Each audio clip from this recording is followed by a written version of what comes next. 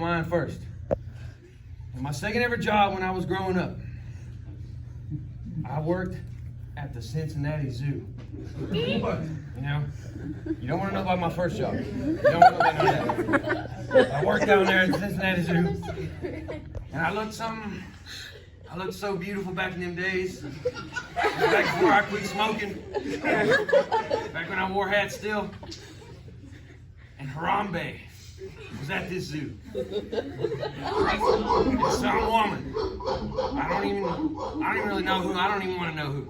This Grace dropped her kid's son down up in the tank. And when she did that, I had to shoot Harambe. Oh no! And you know, it is what it is. Humans versus gorillas, humans always win. Always, no matter what.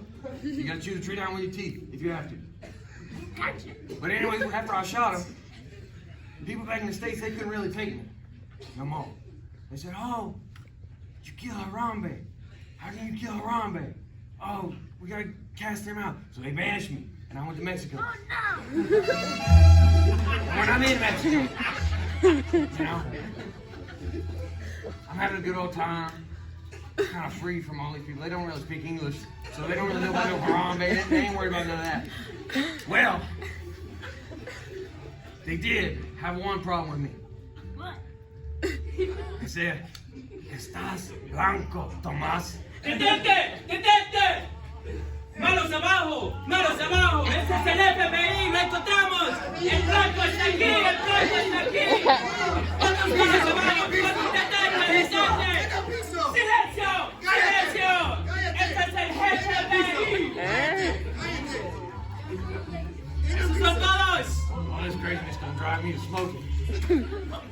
Well, they had me down up in the jail.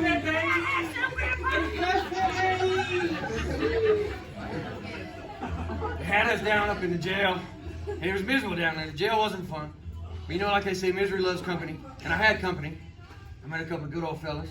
Some of them spoke English, some of them didn't. Rafa, Iker, Junier, Beto, Kevin. Hola.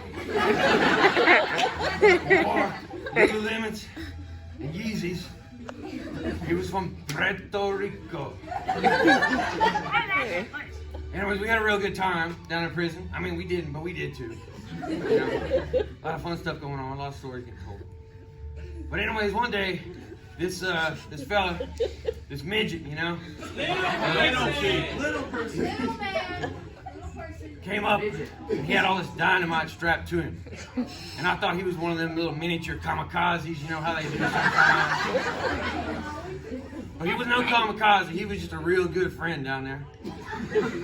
And so he came and blew up the side of the jail, and we got up on out of it. Thomas III. What'd you do? I just told you. Are you even listening? You kids these days with your ADHD and your MP3s and all this. So we're busted out of jail. And in Mexico, I don't know if you know about this, Thomas III, you'll learn about this, but they got real good tequila down there in Mexico. So we're over there drinking the tequila, you know. And we're in this town center. It's a sunny day. The sun was about high noon, sun was about right there. And all of a sudden, I just heard this hollering and yelling and screaming. It was crazy noise. And all of a sudden, square up, man.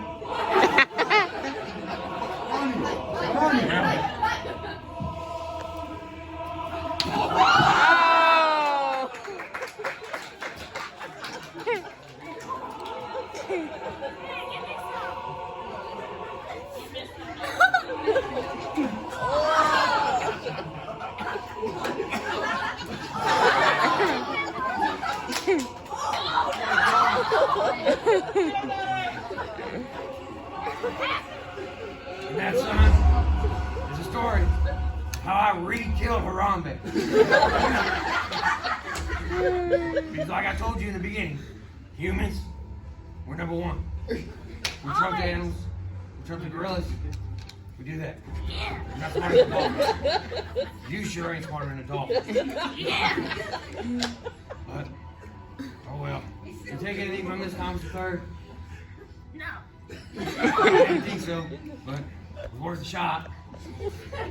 But I tell you, the rest really is history.